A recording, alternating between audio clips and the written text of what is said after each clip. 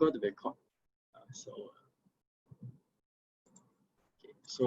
As I was saying, fortunately I didn't go a lot.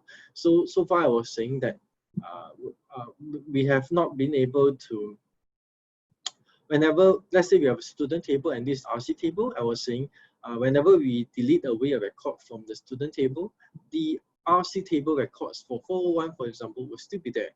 And the main reason is because we did not set up the referential integrity. So referential, so-called integrity, wasn't really set up until this lesson today. Yeah, so these are primarily more of more static. Okay. Later on, in the next lecture, we'll be looking at triggers, whereby we will then define a dynamic constraint. So in this lecture per se, we'll still be looking at mainly static constraints. So static constraints come in various forms. So the one that we are most familiar with is that of the primary key. So in the primary key, if we were not to have this this so-called keyword, this would be a table without a primary key. So what we have with this keyword, we are in fact defining my SID to be a primary key. Of course, we can we can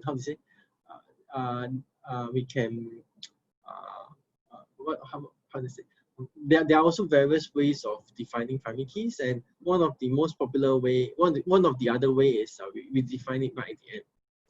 And this is usually done if you have more than one primary key, or rather, if your primary key is a composite, or rather, if you have a composite primary key, which means that your primary key consists of more than one attribute. So if there's two or more, so usually you would define the primary key using this way, whereby you can see what are the various primary keys that are there.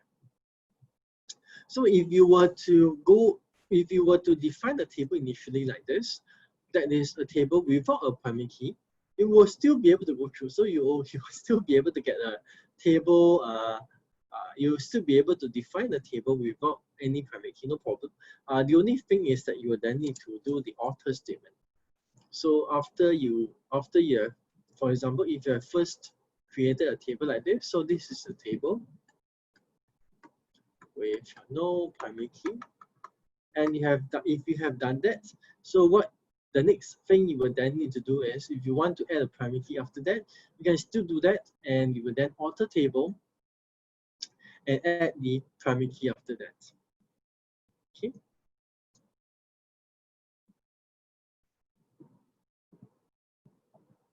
So I have some question.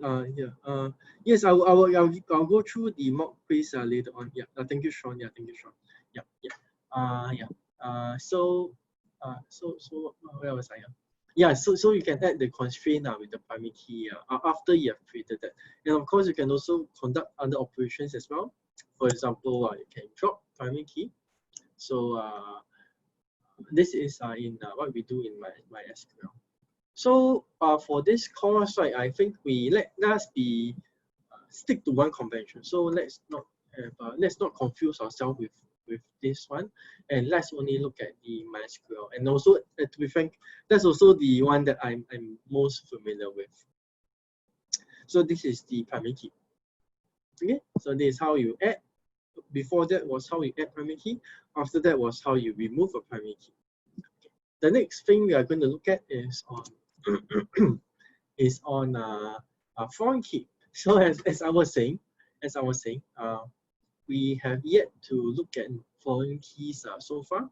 So this is how we in fact define our foreign keys.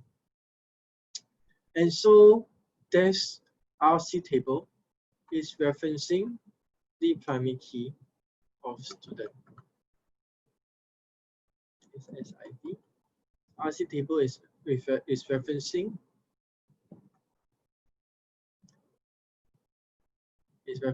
this. So that is done with this line. Okay. And what we have is that if you reference this on delete cascade. So what this command actually says is that if I were to delete away this record over here, it will cascade down to my RC table, and this will also be deleted. And this will also be deleted. If I were to sorry, this is my student table. If I were to delete away this record over here, this record will also be deleted away. So that's where the on delete cascade actually comes. The meaning behind this. Yeah, thank you, Ryan. Yeah. Okay. So let's do a simple example. So we have a foreign key which references course ID on delete cascade. So for example, I have this is my course, and this is my RC table. And so this means that if I delete from course, this, all the tuples with this will also be deleted. Okay, so this is how one can do that. But I would also like to point out something. In industry, right, we sometimes are very careful about deleting records. So, and many times we may not delete them at all. And so what I actually mean by that? So I mean to say is that, because let's say if you delete away this one, right, then all your other records are all done, you know, all gone. And so if next time, supposedly this student 401 says, hey, I did this 211 last time, so how did I do? I can't remember. And then the record is gone, it's gone forever. So typically you may want to be very careful on deleting records. So although that is a very common operation that we do, but in industry, usually we tend to not delete records. So the next question will be then, how do we ascertain if the record is still there or not? So one of the things that we do is we have a flag. So we have flag. So this is a flag. So it is 1 or 0. So 1 or 0. So typically, what will happen is that if for example we want to delete away this flag, so typically we don't really delete away this entire record. Typically we will change this into a 0 rather than a 1. And actually, I don't know how it happens now because of the PDPA, but it will also be in the past quite common that you don't really want to delete away any of the users. So because the user records are there and you may just require them for other purposes. So let's say if you sign up for an emailing list that you regret, which is very common, and you say you want to unsubscribe, you want to delete away my account. So I don't know what's the current PDPA, but in the past, before all the PDPA rules were up, it is actually very common for them to not delete your record. But if you say you just want to delete a record, they do a soft delete. So they will set kind of like a flag to be 0, and so of course you won't be able to access your accounts or anything anymore. But your so-called your data is still on the service itself. So that was before the PDPA's regulation was there. So I don't know how it is right now, but to take note, in industry it is quite common that we don't delete away things, but we just set the flag to send it as a delete. Okay, so how do we do it? So I will cover a little bit on this in the future, but this will pertain to our web APIs. So when let's say we are talking to we are on Facebook, right? And of course Facebook has a huge large army of servers here. So we are actually talking with them through web APIs. And in this web API, so there will be like a script there, and within the script, maybe there is something like a so-called a function. So let's say there's a function. I'm sorry, I'm actually more used to Python, so I'm going to be writing a bit more in Python. So maybe there's a function that they delete record. So they may so if within this delete record there may be a statement So set update table student set flag equals to 1 where something. Yeah. So instead of so you'll be sort of transparent to the database itself. So there usually is like an API that will be connecting with the web with the database, and then how to say then then whatever records that are there, the database doesn't really know what's happening. It's just receiving commands from the so-called the web server. So this is very similar to what we studied the last time, the three-tier system. So remember we had the three-tier system of the client, and then with the so-called the server, and then this is then the DB server. So similar to the three-tier system. Yeah. So we'll be discussing a little bit more on this when we go on to talk about web servers, probably in the second half of the course. The next is user-defined integrity. So this is where, so notice again, these are all static. Yeah. So static is it happens either at definition of table, or when possibly I can alter the table to add in some static constraints. I think that is also possible. So let's look at what this is talking about. So this actually says that I'm creating a table. The name of it is student, and the primary key is student ID with 4 characters. It has name with 10 characters. It has 1 character of gender, and it has a constraint. And the constraint is that it can either only fall under the 1 or 0. So that is the constraint. It can either only be 1 or 0. Yeah. And after that, it will also have another constraint of the age, was between 1 and 150. So these are the various constraints that are there. The third constraint is that of a foreign key.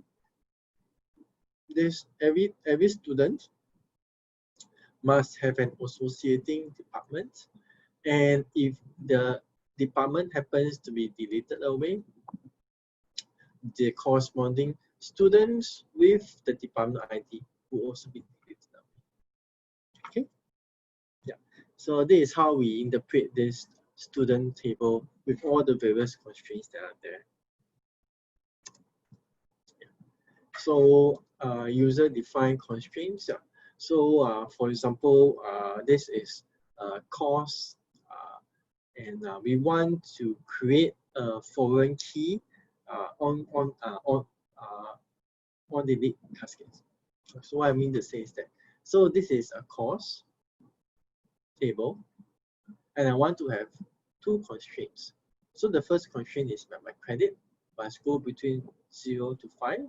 And the second constraint is that I have a foreign key, and if my so-called the primary key in my referencing table is being deleted away, I want to delete also the references also in my current course table. Okay. So how do you do it? So the credit will come under here. So we need to check. So check. So check something. Check that my credit.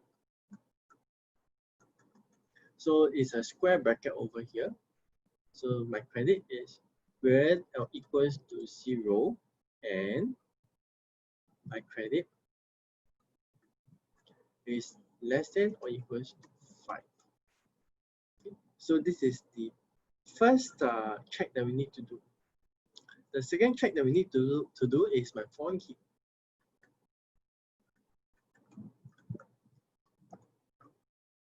So I have a foreign key, and my foreign key in this case will be IID. So my foreign key, which is ID, which is my instructor ID, references my instructor, which is also ID on delete cascade. Okay, so this is how we create a table with all the various user-defined integrity. Okay, it's not actually not very difficult. So actually, if you think it's open book, then the syntax you can just check back. So you don't need to memorize anything. So anything you can just check back with the syntax to ensure that that you're in that whatever syntax they need to do is actually correct. Yeah. So I also don't expect you all to be able to memorize all the syntaxes within such a short period of time. I think it's not easy. Not easy. Yeah, not easy. So this is the answer. Okay. So let's say if there are multiple attributes that are under the constraint. So meaning that this constraint, like for example, this constraint is only one attribute. Okay. So if multiple attributes, if the constraint has multiple attributes, so then we usually have this constraint that is below. So as what I was saying earlier, for the primary key, if I have more than one primary key, I usually put it at the bottom over here. So primary key, then I have multiple primary keys that are there. Similar to the constraint, if my constraint requires more than one attribute, so this is how we would then define the attribute. So let's go through this. Okay, let's see. Okay, let's go through this one first. It's very similar to the previous one. The only difference is that I gave a name. There's a name there. So the name of this constraint is given, which is CT credit. Okay, that's the only thing. That's the only difference between this and the last one. So a name has been given to this constraint. Let's look at the second one, which is CTCC. So over here, actually it's almost about the same again. We have a constraint, the name of the constraint, and then check. And for this, I can then include in my hours, which is over here, and my credit, which is over here. And I want to check that the hours divided by credit is greater than 10. So it probably means that I need 10 hours to earn 1 credit in a certain sense. So it's just checking that that for the module, I require at least 10 hours of contact time in order to gain 1 single credit. Okay. Okay, let's look at the next one. This is another way of doing it. This one I think is not as common. I personally have seldom used a constraint that is so convoluted lah. But it bears it's good to just take a look to see how is it like. So this checks to see that my student ID is in my certain table. So this returns to me a list of student IDs, and I just want to check to see that this must be in this table. So yeah, so that's about it. Okay. Any questions on this? Oh, okay. Okay, if there are none, I'll go on to the next part, which is on triggers. Okay, let me. Don't mind, give me just 1 minute to set this up because I think I did not upload the file to Moodle. So just give me 1 minute to upload that to Moodle.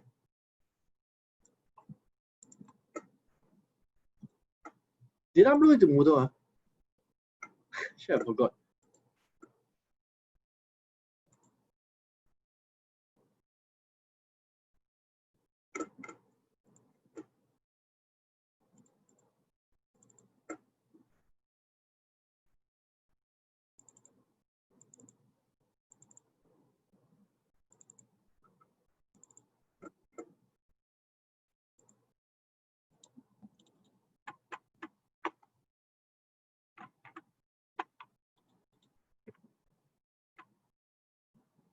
No, it's there.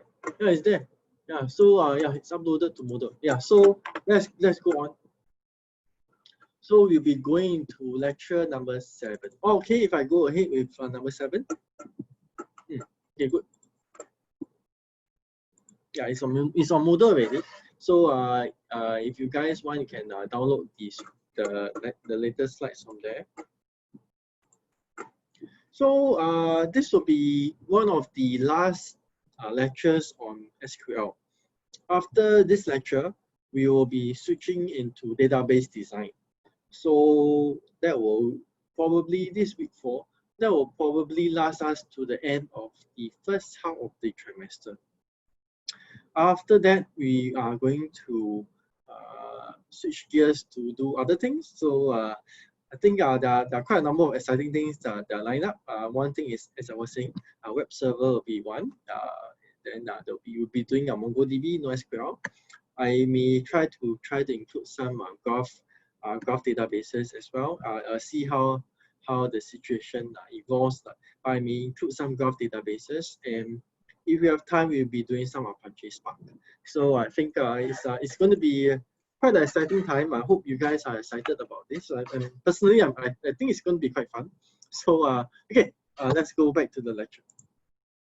So in the previous lecture, we were talking about static constraints. So this is talking about dynamic constraints. So triggers are when there are dynamic constraints. There are 4 components in the trigger. We'll talk about these 4. It will be a lot clearer with an example. So now it's very abstract. So suppose we have an RC table. And in this RC table, it indicates the courses that the student takes. We want to write a trigger where every single time a record is inserted into the RC table, we also want to update the student table on the number of module credits he's taking. So for example, let's say if I have a student, and this is RC.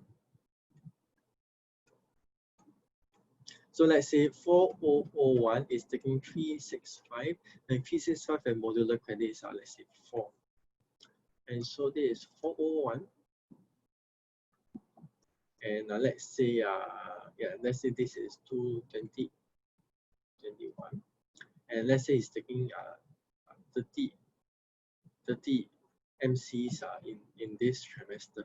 So if let's say the person enrolls for let's say 280 with modular credits say 8, so it wants to trigger that whenever I have a new record inserted into my RC table, I want to update my student record that's over there. So update it now to 38. So this is an example of a trigger. Okay, so you notice that they are somewhat in a way they're dynamic. So so it depends on the event. So an event occurs, it will sort of trigger another event to happen as well. Okay, let's look at another example that is a bit more practical. So not too practical, but more more industrial, non-industrial, outside of the school context. So let's say we have a warehouse, and we want to maintain a minimum inventory of each item. So for example, there is a warehouse inventory, warehouse inventory, and this is let's say this is product 4,000, and this is the number of inventory in for that product. So it's saying that once it falls below a certain amount, it want to update a new, it want to create a new order. Okay, and meaning that I want to tell somebody that the amount is has fallen to a certain level. So how do you think we can design the database to look like that? So yeah, what do you think? I mean, we're probably in the next few lectures we'll be looking at database design already. So how do you think a database design for this would look like? So we have this warehouse inventory table. we probably will need another table. And this table will be like a new order, which is usually empty. So zero records. Usually, let's say 0 records. Let's say the new order will have 0 records. So whenever this falls, somebody orders 4,000 and this falls to maybe 10 units in the inventory. So there'll be a trigger. Insert in this 4,000 into the new order, and maybe you want to say a number of pieces to order, let's say 50, and this inserts it into a new table. And probably what you will have to do is this will all sit on your database server, and you will also have a web server which constantly this is one example, which checks for your new orders. So there may be a script running here which checks for new orders on my table, and if I see a new order coming here, then I would then create a new order, or I would then at least send an email alert to my purchasing to stock up on the units, and then I may then delete away this record to the order. Yeah. So this is an example of how databases can be used to manage your inventory and also can be used to manage your inventory, and in this example triggers are being used. I would say that actually, what do you think is the issue with this trigger? What do you think is the issue if we use trigger here? So maybe some issue is maybe for every product type, maybe you need a trigger for itself. So for example, different product types may have different trigger levels. So for example, right, let's say if this let's say this is a expensive product. Let's say this is a high-end OLED TV, right? Maybe I would want to trigger only when it reaches 0, because I don't want to keep so much inventory in my stock as well. So I need to write a trigger that is meant for that. If let's say this is a fast-moving consumer goods, let's say this is for example this is chocolate. Yeah, chocolate. Maybe my trigger is if I reach 1,000, it's like, wow, it's very urgent. It's very urgent. Because it takes time for chocolate to come over, so it's not immediate. I order, they come immediately. So it still requires a lot of warehousing, a lot of so-called the so-called manufacturer to deliver and send it to me over to me. So different product types or different product will require slightly different kind of triggers. And one of the downside of this would be I may then require many different types of triggers in order to just manage my inventory well. And if let's say I decide to change certain business requirements or something, it's going to be very messy to manage all these triggers. So which is why when not to use triggers. When we can use other ways to do it, we will always use other ways to do it. So in general, best to avoid triggers if there are other alternatives. So yeah, why? Because sometimes triggers will activate certain things which you did not expect, and you are directly changing the database without your knowledge. So it's very scary, because so it's actually a very scary thing. So if possible, try to avoid them if it's really possible. Yeah. But we have to teach them. Yeah. So create trigger. So that will be so I was saying earlier, right? The trigger has four parts to it. So one is the trigger condition. So this is the trigger condition. Then this is the trigger is based on what? This is the predicate condition that occurs on, and this is what you should do when you get the trigger. Or maybe I shouldn't call this the condition. This should be like what is actually the trigger supposed to be doing. So before or after insert, delete, or update on a certain table, when a certain condition occurs, then what then do you do when that occurs? Okay, very abstract. So I think it'll be clearer when I continue on. So this is the general case, which I think we don't use this case. Not general case. This is a general. This is like a pseudo code, which I don't use this one. I so use the MySQL thing. Okay. So the MySQL will be, the syntax will look like this. So create trigger, and the name of it will be trigger. Before or after a certain operation is being done. Okay. So before or after a certain operation is being done on my table, which is going to be undergoing the operation. For each row, and there is this syntax here, begin, end. So there must be this begin and end. So actually all these is standard. Yeah, all trigger conditions has this standard. For each row, we begin something, we end something. And I was saying, this is the condition, or they call it the predicate. And this is the action.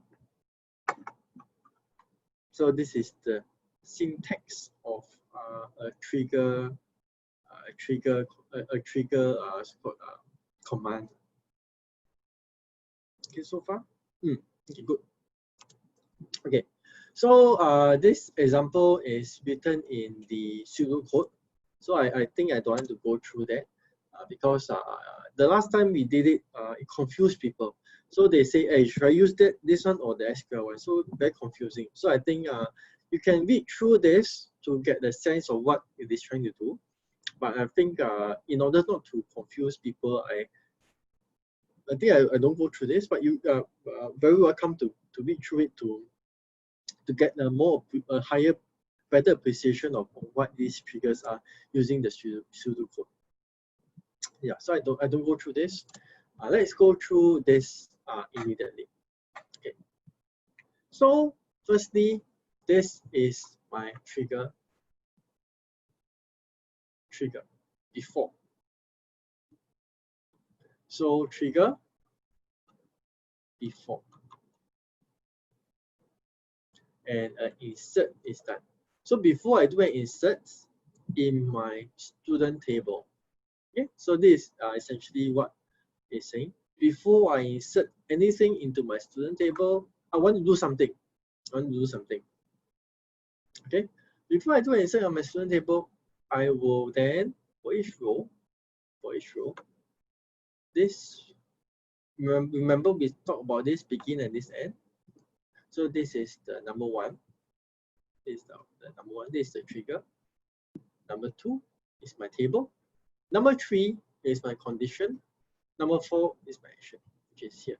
Okay, so we covered number one, number two, which is my student table. Number three is my condition. So what in this particular condition, it is a SQL statement, which is select count from student where SID equals to new.SID. Okay, so what is this new.SID? So I am going to be inserting something into student table. So when I say new.SID, what it means to say is that this new.SID is going to be the value that I am going to insert. Okay. So for each row, the new.SID will be the value I'm going to insert, the SID of the value I'm going to insert. So for this particular so-called tuple, new.sid is going to be 4001. Okay. So it is going to select if there's any student with SID equals to 4001 or not. So basically, this is what the command is doing. So my number 3, which is my condition, is I'm going to select for my student if there's any student is with the ID the same as what I'm going to insert. And if the count of this is greater than 0, I'm going to throw an error that says that it's going to be a duplicate. Okay. Okay so far? Okay, very good. Okay, so what does this table mean? This table means that this is the old existing table, and this is the new record that I'm going to insert in. Okay, so in the new record, this is what I'm going to insert in, which is this one. So of course, O is not applicable because there's no 401 in my old table. Okay, so there's NA, there's nothing there. So this record will go in, no problem. Okay, no problem. Okay. Okay, so okay, all will be. I hope everybody is okay with this slide. Let's go to the next slide. In the next slide, okay, so this is what we did the last time. So this is a copy of the last slide. So the next slide, delete from student where SID equals to 4001. So if I want to delete from student where SID equals to 401, the O is this current because I have my student that's there already. But the new is not applicable because this is a deletion, so it's not essential. So there's no new that I'm seeing over here. Okay, so there's no new, so it's not applicable here. Okay, so this is like that. Conversely, right? Okay, so these two are two separate commands, so it's not one after the other. It's two separate commands. Conversely, if I want to update student, set age equals to 22 when SID equals to 401. You notice now my O is this is still 401, but my this is 20 and my new is 22. Okay, so in this case, my age will already have been updated, and this is very important. Why? Because right, this is the original trigger here is before. If it is after inserts, what we want to look at is the new. What we may want to look at is the new so-called the new SID or the new age that we may want to compare it with. So if you want to have any values here, you have to take note of is it old, is it new, is it before, or is it after? Yeah. So all these are the various considerations that you have to look into as you are writing out your trigger statements. Okay, so this so-called this set of boxes, right? Main thing is to show what is the meaning of old, what is the meaning of new, and how does it relate to the operations that you are applying to it. Okay. Okay. Okay. Let me go through one or two more examples. So so this is another example. So I'm going to create trigger T2 before updating of student. For each row, if this, then this happens. Okay. What does this mean? This means that I'm creating a trigger. The name of it is T2, and every time before I update my student, what will happen is that if my age is greater than 29, it will do something. It will do something. Okay. So maybe let's look at the first. So one thing before update is our condition 1, which is our trigger. Condition 2 is our table. This is always the case. Condition 3 is our predicate. Condition 4 is our action, which we don't know what. It's not important what this is. Okay. So what this means is that every single time I update my student table, for every single row of my student table, I'm going to check if age of that student is greater than 39 or not. And if it is greater than 39, some action will be done. Okay. And so that is the reason why we have this statement over here. This row level trigger executes 5 times. Why? Because there are 5 students in my student table, and so every single time, let's say if I execute this command, update student set age equals 22 when SID equals 401, and this current trigger T2 is there. What will happen is that before I do the update of my student, it will check this one. Is it greater than 39 for each row? Is it greater than 39? Then if it is, it carry out select action. You'll check this one, 3, 4, 5. So you'll check every single row to see if it greater than 39 or not. If it is, then I may carry out a certain action on that. Okay. Okay, good. So there are 2 types of triggers. One is the row level trigger, and the other one is the statement level trigger. For example, statement is the update student set age equals to age plus 1. This one we can do, but if they want to do it in a trigger, they say they want to do it in a trigger. So from what we tested the last time, MySQL still does not support statement level triggers. So primarily for this module, we'll be looking at just row level triggers only. Okay. Okay, let's look at. Okay, I'll tell you what. The time is 9:15, so I think I want to save some time for the quiz. Not quiz, to go through the quiz question and maybe answer whatever questions that you may have. So let's do a 10 minutes break right now, and we'll come back at 9:26. Okay. Thank you so much. I will see you in a while's time. Okay, so there was a question on natural join. So yeah, so this is natural join. So I think it's in lecture 3, where we talked about like natural join, what it means.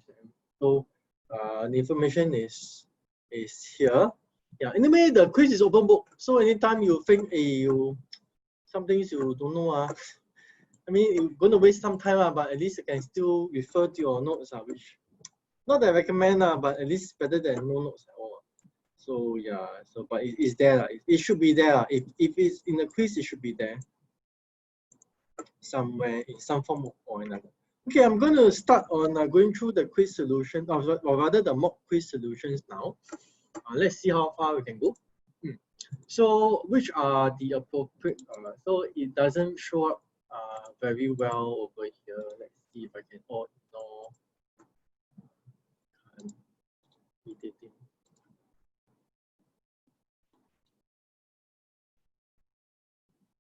So basically, okay, let's just go through, try to understand what this is talking about.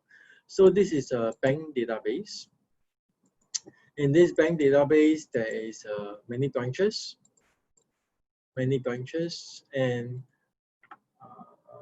in the branch, and for every single, sorry, this is a grocery retail outlet.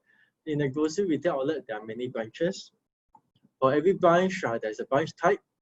For example, the minimum size of the branch, maximum size, number of SKUs. Every single branch has a few products. And there's barcode, there's a price.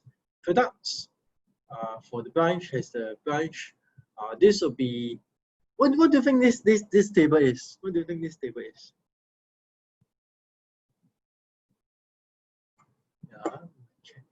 Yeah, okay, yeah, this table probably is the type of products that the branch carries. So it's very similar to what we did in the previous, in our school example, right? So this is like our RC table. One of it is the student table. One of it is like the course table. And one of it may be like a department table. So a department may have many students in the department, and there are many courses, and this will be like the number of the courses that each student takes. So this is how we can interpret this database to be. So the question is, what are the appropriate primary keys? So maybe because if there's that, and I'm going to say that the branch names are unique. So branch name will be one of them. Branch name. For example, branch name. Maybe this is the primary key. Let's put branch type.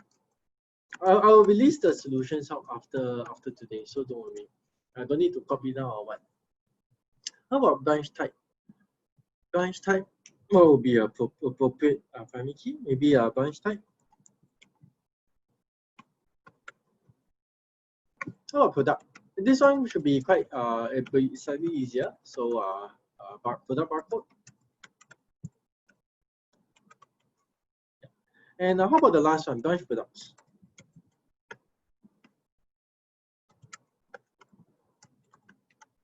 So this typically, what do you think? Probably we need a join primary key, right? So this will be branch name with the product. So something like that, okay? Okay with question number 1.1, sorry, 1.1. Yeah.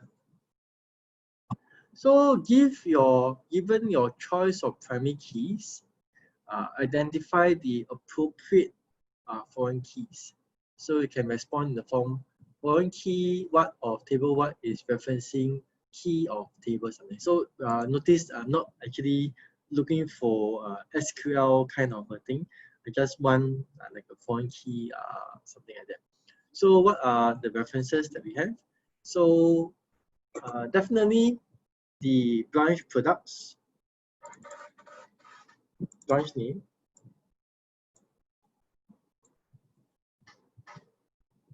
is referencing. What do you think this is referencing?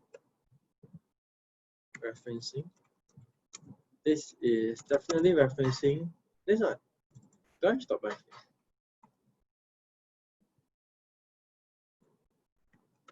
So like that. Definitely referencing branch dot branch name.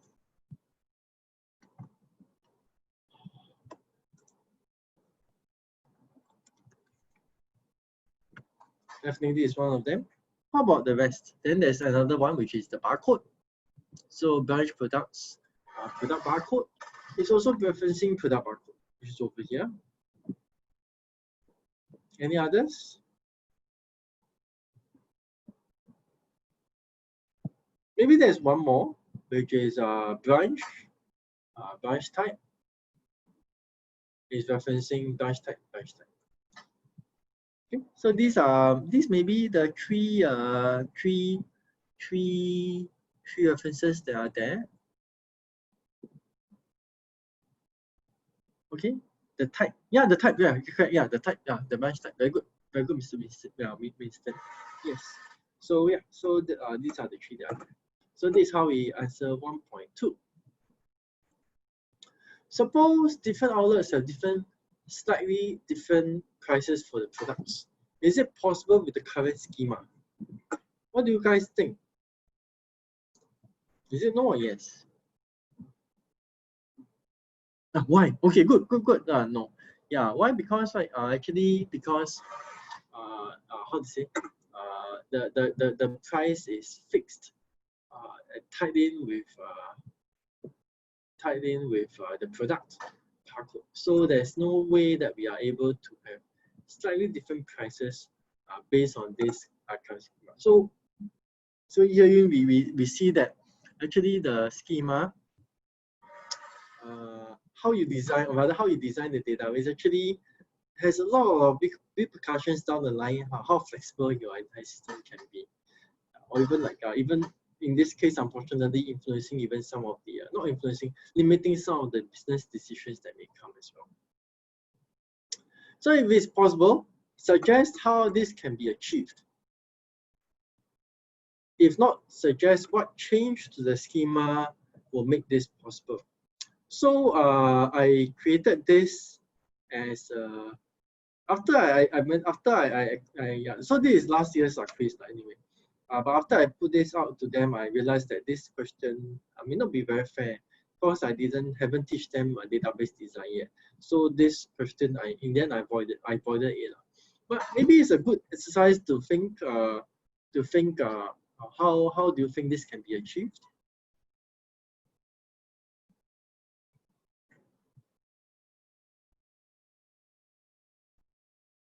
So I actually initially I put 4 points here because it is not very so-called straightforward in a sense. So one way to do it is that we can add the foreign key. So we have in product, we also add in the branch name. Okay? So branch name, product barcode, price. So for every branch, there's a product barcode and there's a price to that.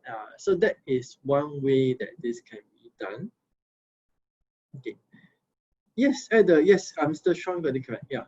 So add the foreign branch name to the product. So that is one way that this can be done. But I actually put in 4 points because I was looking for something more, also a little bit more. Is that I was looking at a price group. So I was looking at more of having a separate table.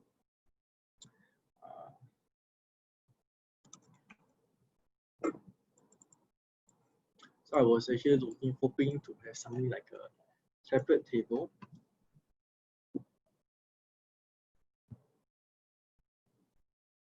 Price group table, and each price group will have its own branches. So let's say price group 1, so branch A, B, C, and D, E, F. Price group 2, price group 3, and so if let's say for certain products, let's say 4,000, keep using 4,000. Price group 1, and then I have the price. And price group at 4,000. Price group 2 is another price. And why did I choose this rather than the other one? Right? It's because I want if we were to add in the foreign key to that, actually that will work. The maybe one of the concerns that may come about is that, let's say, right, if I have 10 small branches, typically small branches over certain vicinity, certain area that they serve or what, they have similar price ranges. And let's say one day there's a sudden either a spike increase in price in, say, toilet paper.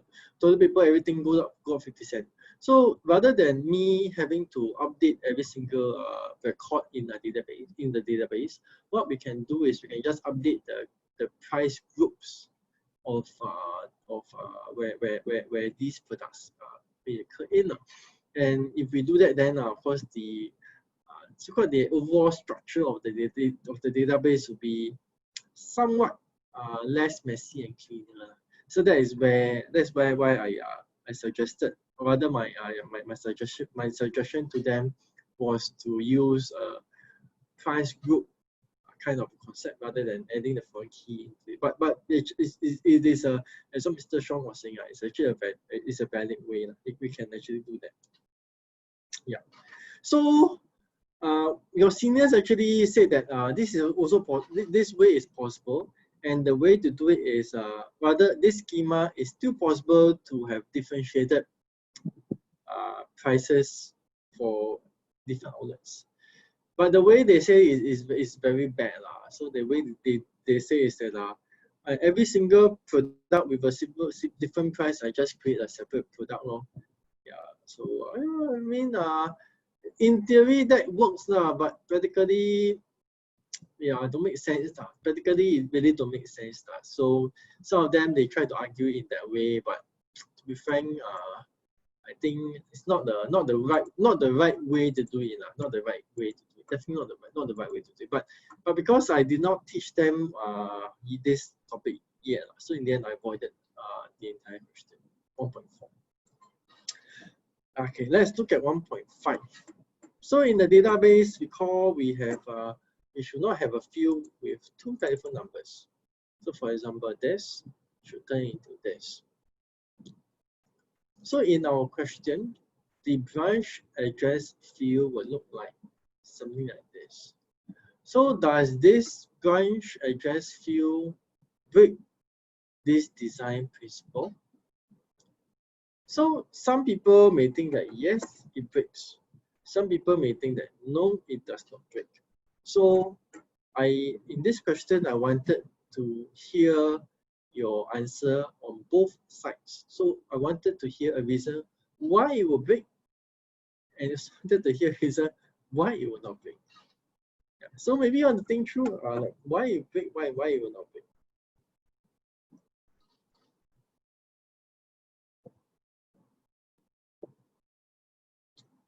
Yeah.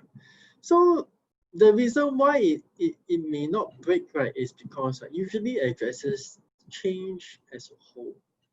So you may not want to be able to yeah, so usually when they change, right, it actually change everything now. So everything will change. You don't really change one part of the address. So in that certain sense, right, some may argue that it does not break. So yeah, some may argue for that.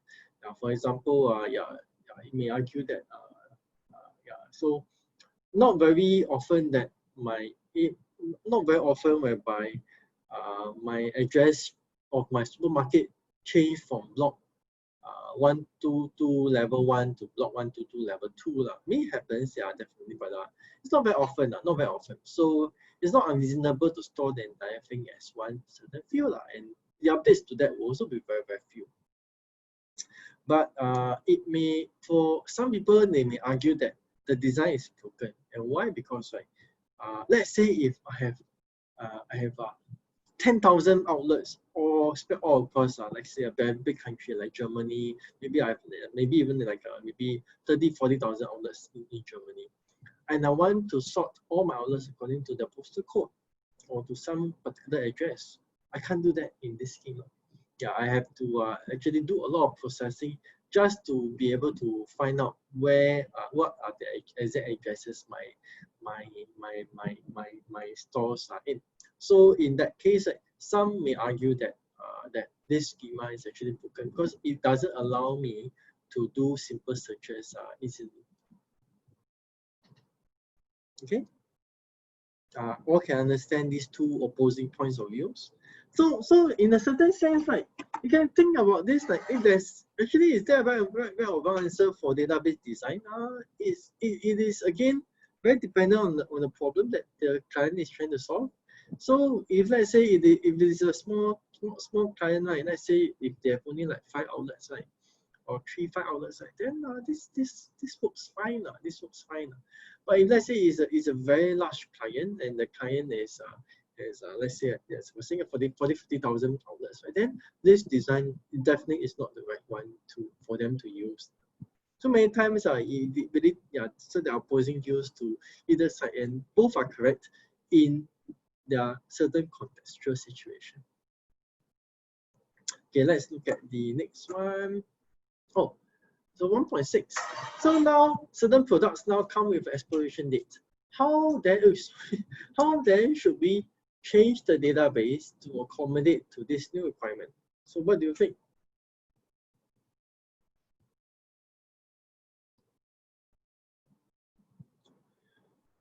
So this question is very similar to the bonus question that was given. But this question I didn't void it. So I thought this is a valid question. So some of them, a few could come up with the solution. So one thing you can do is, the first thing you can do is you add an expiration date to my to the product table. So that will give you 1 point. What I was looking for more for is I want them to create a new product batch table. So there should be a product batch, meaning that if I have a table, I can draw like that, is it? Yeah, I can. So I should have a batch table, and for each batch, it should have a batch number, and then the barcode, and this expiration date. Something along this line. And right now, yeah, and for each products, right, other than taking the barcode, right now I need to also have the batch number. So that will allow me to check to see whether for those products that I kept in store, what is their expiration date? What is the expiration date? Okay. Yeah, so that is something that you may want to think about this Thursday. Okay, suppose after populating the table, okay, so this is another, this is a follow-on question. So actually this is a very long question. I think this is a very, I believe this is a very long question. I split into 3 parts. So supposedly after populating the table looks like this. I have the branch name, the branch type, blah, blah, blah, blah, so all the rest of the detail. Yes. Oh, I have the poster here. Yeah, so yeah, so yeah, so anyway, supposing after populating the data, my table looks somewhat like this. Now I want to carry out a natural join between the product and branch products. My product and my branch products. So the question was asked, so natural join is what? It's in lecture 3. So natural join, right, will join based on the common attributes that are there. So what is the common attribute that is there? The common attribute that is there is the product barcode.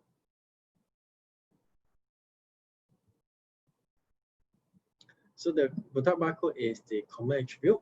So when we do a natural join, it will discard away the so-called the attribute. So that will have 1, 2, 3, 4. So this is the number of attributes in the resulting table. Okay. So actually, the question for 2.1, there are actually 2 parts to this. I don't know why I went to delete away the second part. So many of them got these few points, right, very easily. So these 2 points are, wow, they were very happy. So actually there are 2 parts to this. The second part is suppose you want to carry out a cross product between product and branch products. What is the number of attributes of the resulting table? So this is the second part. So actually this is 1 point, this is the other point. So when we do a cross product, the resulting number of attributes will be equal to 5. Because in cross product, we don't look at we don't delete away this kind of we don't delete away this. So this is still _1. This will become _2. So if you do a cross product, the number of attributes is actually going to be _1 _2. Okay. So the second thing is, suppose right now we want to carry out a natural join. Again, a natural join between the product and branch products. What is the cardinality of the resulting table? So natural join, you join according to the items that they can find commonality in. So you'll be 001, this one, this one, 201, and this one. So this will come to 40, 40, and 30. So this will be what the resulting table will look like. Okay. So of course, in natural join, this will be 3. So the cardinality, okay, yeah, so the cardinality is 3. So again, this will be, and by right, this should give you only 1 point, but I don't know why I forgot the second part. So the second part is a cross product. So if I were to do a cross product between my product and my branch products, what is my resulting cardinality of the table? So for the cross product, my resulting cardinality is going to be equals to, down here there are 4, down here there are 3. So resulting will be 4 times 3, which is equals to 12.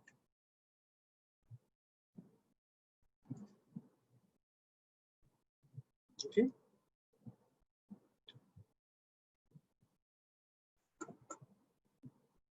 So the next one is suppose we want to select all products above a certain price, which is in this case 30. What is the way to write this in relational algebra? So this one we quite standard. This one price greater than 30. This one quite a giveaway lah. This is nothing one. Okay, it's just like that. Okay. It's quite a giveaway for this question. So notice that in branch city attribute of the branch, we have various ways of indicating the city. So okay, so let's say you see SG, Singapore, and Sing. So what is the potential problem of this? Of course, potential problem is quite straightforward lah. Because you cannot have so many. So this is some weird question. How are we going to write? Hey, it's true. How are we going to write online? Yeah, the last time we did this, it was on paper. Good question. So I show you what my suggested solution is. My suggested solution is this. So I also don't type it out. So maybe write something like that. But maybe need to write the underscore here. Yeah. So I mean I'll release this one out. Yeah, I'll release this one out. MCQ cannot be MCQ. MCQ, sometimes MCQ more difficult. So don't wish for MCQ. Yeah, actually so far my experience with MCQ has been very bad lah. Why because I cannot help you. No, it's true. Like if you give open-ended you write something I can still give 1-2 marks. I mean you must write something correct lah. I can still give you points but in MCQ sometimes I cannot give and I cannot my hands are tight. So yeah, so I can give some MCQ, but so far my experience is that people don't like MCQ. I mean after they do it, they think not very good for them. Anyway, I can do some MCQ. No worries, I can do that. The other question I have is no other question, but rather the branch city or the question in this is that the potential problem is that there are too many ways to represent Singapore city, so of course I can't do that. So the radical way to do it is that we can either use create a table of possible cities. So this is my preferred way whereby I have a city ID and a city, and this S3, this MY, this into easier, and ID 01, 02, 03, and then in the city, right, instead of putting S3, I put 01 or 02 lah. So this will make this rather usually people do something like that. So as we will learn it in the future, we will be doing usually this is what is being done. Okay. So with reference to 1.1, which of the following are valid insertions into the product table? Indicate whether is it valid or not valid in the empty column. So let's look at this. So we have to refer to this one and also to our 1.1. to our 1.1, whereby we talk about the so-called the primary keys. So right now we insert 00520, 00520. So 0520, do you think it's valid? So the first one you want to say, let's say 005 and 20. Yeah, so this is valid. This is just another price item. So this is valid. So the first one is valid. So 006 and 30. This is also valid. So this is also valid. So you're fine.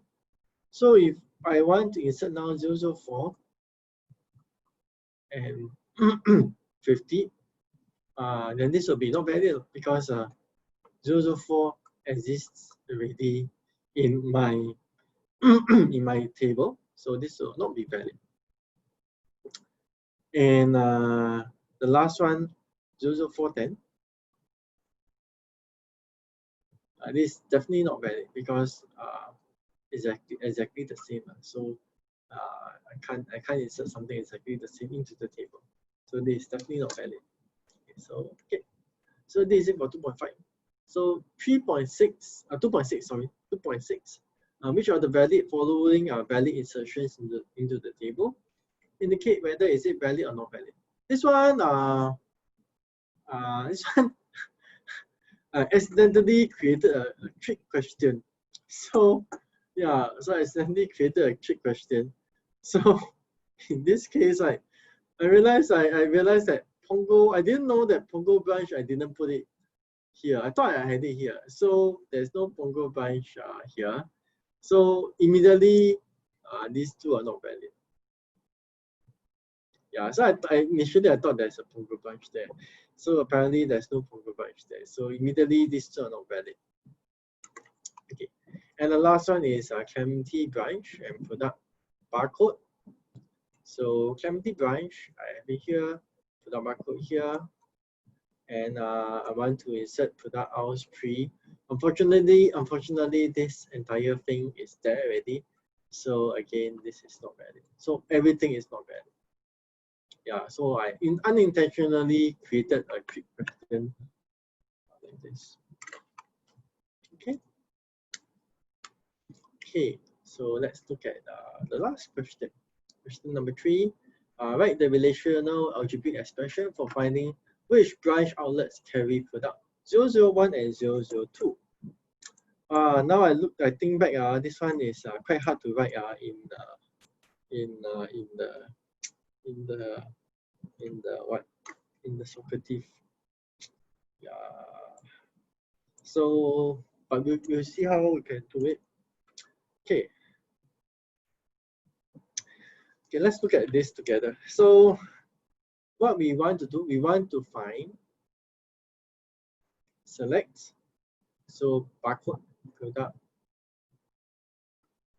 barcode equals to 001, and we also want to say which one the product equals to 002. Okay, and this is of my which table it will be is of my branch product. Similarly, this is on my branch product. Okay, and I only, let's say I only want to find. Okay, in this case I didn't specify, so I think this is fine. So I don't need to do any projection. Yeah, but if you do any projection, I think in the quiz I accepted that as well. And after that, you just need to do a intersection of these two. Okay. The common error that many people still did was that they did this product equals 001 and product equals 002 branch product. Okay, this is the common error, and so this one is actually 0. Yeah. Okay, you actually need to do the selection for one first, selection for the other, and then do the intersection of both, and that will give you the correct answer for this.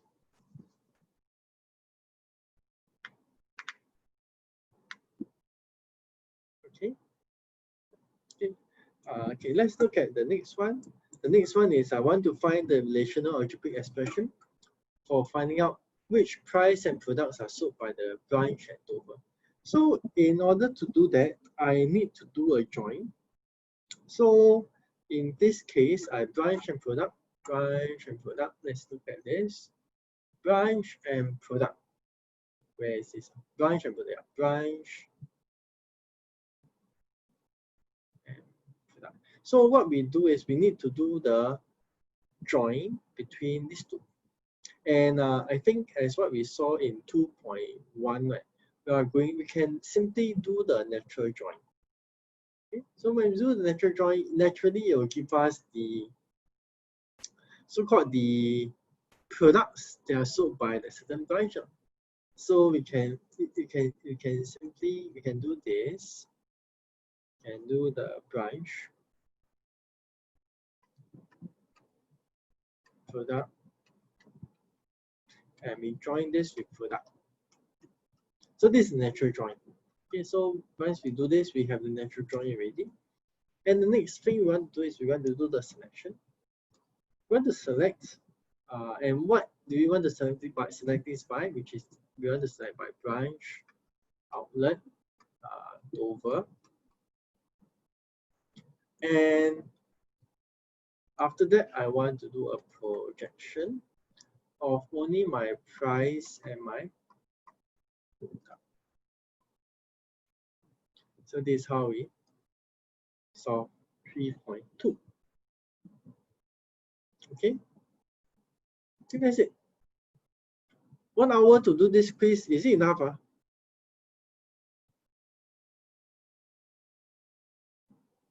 No comment means it's enough. Okay, can. Then I will post the solutions online, and I will think through how we can answer those funny relational algebraic questions. Maybe I will say, what is maybe you will say? Quiz question similar. Actually, I don't know because I haven't do yet.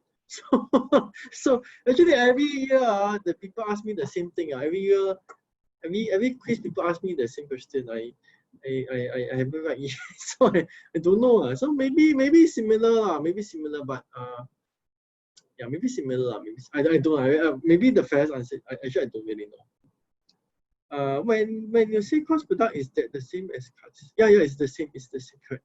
It's the same as Cartesian product. Yeah, correct. Yeah, the same.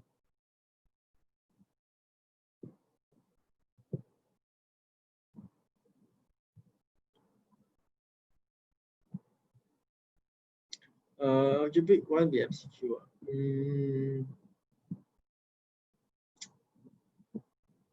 Yeah, I'll think through lah. Let me think through. Algebraic one MCQ. Let me think through. If yeah, it's possible. Yeah. But maybe harder, So don't regret, Really, algebraic one if MCQ is it may be very hard. Yeah. So I can set that to be MCQ, but it may be a bit hard. So yeah. No. SQL syntax. I tell you what. Let's not do SQL. Any objection if we don't put in SQL for this quiz? So we will test up to any objection if we don't test SQL for this quiz? So we will test up to relational algebra. I will come up with the formal place where we stop. Yeah, let me do it formally. Okay, let's test up to lecture03. Yeah, let's do that. And then we'll leave SQL for I think maybe week 5 or something like that. And any strong objection if we do that? Okay. Yeah, I think we have just lecture 1 to 3 for this quiz. This is week 4 already. Yeah, I think we have enough time. Yeah, I think let's do that. Let's do that. Yeah, let's do that. Yeah, let's do that. Okay. Yeah. So this quiz will be lecture 1 to 3, but we may need to do another quiz next week. Yeah. If are you okay to do another quiz next week?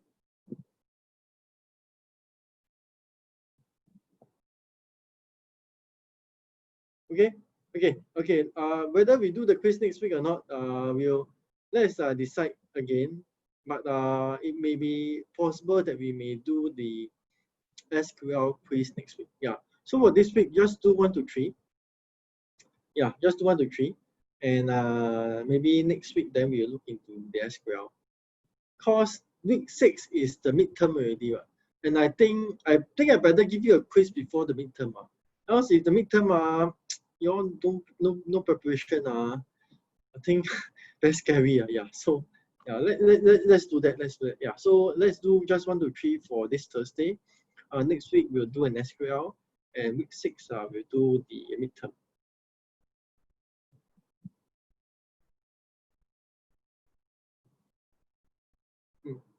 Okay. If there are no other things, then I'm going to stop my sharing and recording. I will be here to take any further questions.